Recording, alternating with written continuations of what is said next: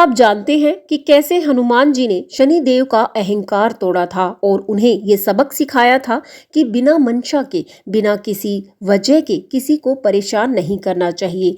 कौन सी वो कथा थी और क्या कारण था कि शनिदेव हनुमान जी को परेशान करने के लिए उनके पास पहुंचे थे और कैसे हनुमान जी ने उनका क्रोध भी शांत किया था और उनके अहंकार को भी तोड़ा था। चलिए जान लेते हैं। एक समय की बात है जब हनुमान जी हिमालय पर्वत पर तपस्या किया करते थे। तभी उनके पास सूर्यपुत्र शनिदेव पहुंचते हैं। शनिदेव को लोगों को कष्ट देने के लिए जाना जाता है। शनिदेव इसी मंशा से हनुमान जी के पास भी पहुंच गए थे। अब हनुमान जी ने शनिदेव से उनके आने का कारण पूछा तो शनिदेव ने कह दिया, क्योंकि मैं लोगों के शरीर में प्रवेश करके उन्हें कष्ट देता हूँ और आपके पास भी इसी उद्देश्य से आया हूँ।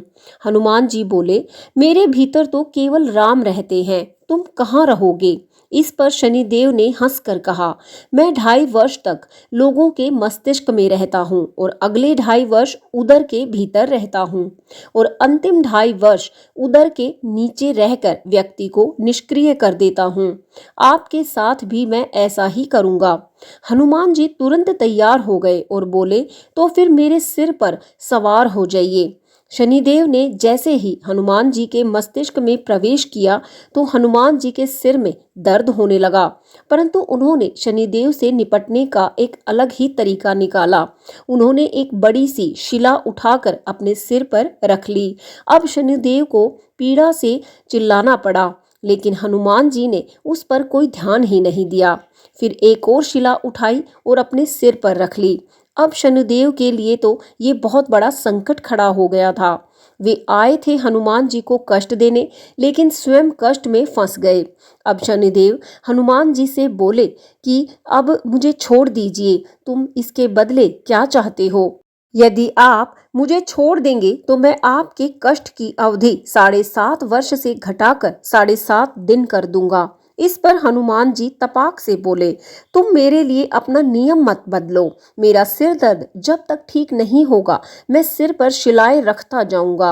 हनुमान जी ने एक और शिला उठा ली, लेकिन इससे पहले कि उनके सिर पर रखते शनिदेव ने बिलखते हुए कहा, प्रभु मुझसे भूल हो गई, मुझे क्षमा कर दीजिए, मैं आपको कभी कष्ट नहीं दूंगा।